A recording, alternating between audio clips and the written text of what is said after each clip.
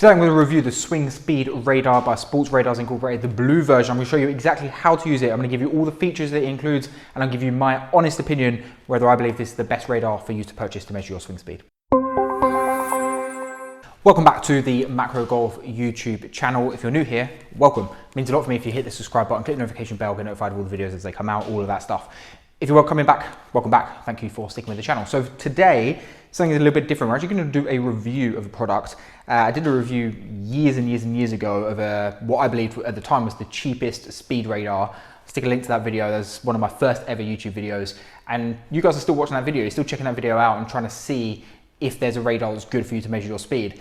And I actually don't believe that that product's even being made anymore, or it definitely isn't being sold where I bought it from. So I think the speed radars are moving on. I think companies are realizing that there is more of a market and people are willing to spend a little bit more money on speed radars, and popularity on products like this one are becoming a little bit more popular. Things like the PRGR radar and even things like FlightScope, Mevo Plus, as people are starting to spend a little bit more money on these things. So I thought I'd review the radar that we use here in the Macro Golf Studio. We use this for measuring swing speed, and I really want to give an honest opinion on our experience of using this radar, and also give you guys some tips on how to use it and get it set up to get the most accurate measure as well. So unfortunately, there's going to be no cringy unboxing situation of this radar, simply because we've been using this for over a year now here in the studio, and only now have I thought that it actually might be useful for you guys to get an honest opinion on using this for measuring swing speed. But you guys aren't here for all that gimmicky stuff. You just want to know, is this radar a good radar? Is this an accurate radar? And is this a good value for money purchase for you if you're looking to either measure your swing speed or starting to improve or increase your swing speed? So this radar is actually a pretty simple one. There's two different versions. This is the blue version. There's also the red version, which was the newer one. The difference between the two, as far as I understand, or the only difference between the two, is that the red one can also measure tempo. So if tempo is something you're interested in, that might be worth looking at.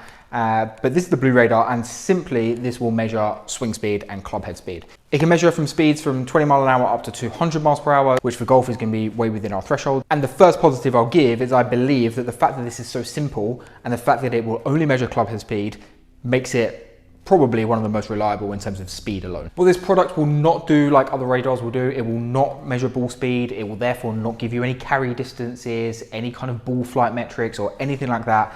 It will simply only measure the speed of the club head. And for that reason, super easy to use. You literally just put this thing down, swing in front of it, and it will give you a number. Whether you're hitting a golf ball or not hitting a golf ball, it will give you the club head speed number, and that number is going to be the only number that you see on the screen through the whole test. The only adjustments it does have is obviously you can swap between golf and baseball, so you obviously would just pick the sport that you're doing or using, or the bat or club that you're going to swing, and then you can just swap between miles per hour and kilometers an hour. But apart from that, there will be no other changes happening in this device, no other numbers that you're going to get confused about, and I also believe that that makes it a little bit more simple and a little bit more accurate to exactly what you're going to look at, which is going to be club head speed. Just a quick note on the aesthetics, because I know some of you guys do care about that.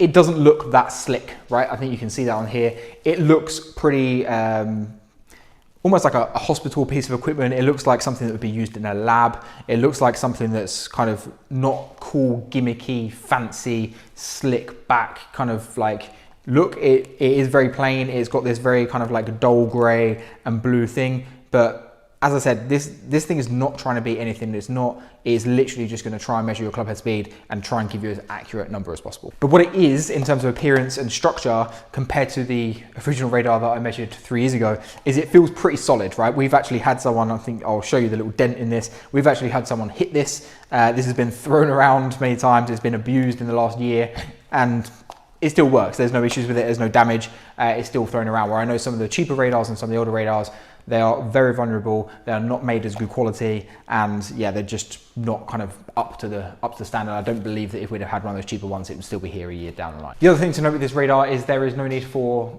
calibration. You don't need to kind of make any changes, or you don't need to recalibrate over time. It's pretty simple to set up, simple to use, and as I said before, it's only just give you one number. So it's, in terms of simplicity, it's going to be pretty easy if you just kind of unplug, unpack, put it down, and off you go. So let's throw it down. Let's have a little test, and I'll show you exactly how we set it up here in the studio to get the most accurate result. So here in the studio, we've got a mat that's slightly raised off the ground. So we use a little pad to kind of just bump that up, which means that the radar's at least at the same height as where the golf ball would be. Most of the testing we do here is without the ball. So we just use the mat and we use the radar and we get measurements without the ball. But what I'll do is I'll show you what happens when we use the ball as well, and then we'll show you how we change that placement. So what we would normally do is we'd normally stick the radar down in the middle of the kind of hitting area. And what we do is we basically place it somewhere between 8 inches to 10 inches away from where the ball would typically be. That seems to be the number that we kind of seem the most accurate. And then basically all we do is we just get people to swing in front of it and see the measurement. So for example, if I was to swing here and just release, that will give me a measurement, and I was quite far away from that radar. Even if I come a lot closer and I swing, that will still give me a radar. So we've got quite a good kind of variation of hitting distance, and it will still get a pretty accurate measure from all these spaces. But we really make sure that we're trying to give it the client, when they come in, enough space that they feel confident. So if you are using this radar yourself and you spent over £100 on this radar, you're going to probably feel a little bit more confident being a little bit further back from this radar. It just means you can swing a little bit freer, right? So we try and make sure that the radar will catch just behind ground impact. We seem to be a pretty good reference point for us. So we've got a little hole in our mat here. We'll place the radar in line with that hole, and then we'll just make sure that people are kind of making contact slightly after that point. And we see that that's kind of the most accurate measure that we get. If we have a ball, then we'd obviously just place the ball maybe a tiny bit ahead of that, just to allow for a little bit of a fat strike. But we'll place the ball a little bit ahead of it, and as we swing, it will make sure that it takes the number from the club head, and it doesn't take the number from the ball. So overall, I think the radar is a useful tool if you're looking to work on train your swing speed. So if you've got a speed stick, if you've got a drive that you're trying to work on at home and trying to add some speed, I think this radar is going to be really useful for that. I think if you're looking for something that's going to also give you some numbers on ball speed, some numbers on club head speed with the ball, trying to work on some stuff around wedge distance, that type of stuff, I think for a little bit of extra money, you probably could move to something like the PRGR or the FlightScope Mevo. But if you are looking for something that's going to be super simple, give you a really good, accurate swing speed number, this radar is probably not too far away from where you need to go. The problem we're seeing now is these are actually quite hard to get hold of. I just done a little bit of search before doing this video, and there's not that many of these knocking about anymore. So you might be able to find one secondhand, which will be a little bit cheaper, which I would definitely recommend to do. But if you're looking to work on your speed, looking to measure your speed, either at home, at the driving range, or on the golf course, I think it's a pretty good place to go. If you have one of these radars and you want to share your experience, stick that down in the comments below. If you've got any questions on setting it up, on using it, or recommendations of what you can do to train your swing speed, again, drop us a comment in below and we'll be happy to help out. But until then, guys, we'll see you on the next video.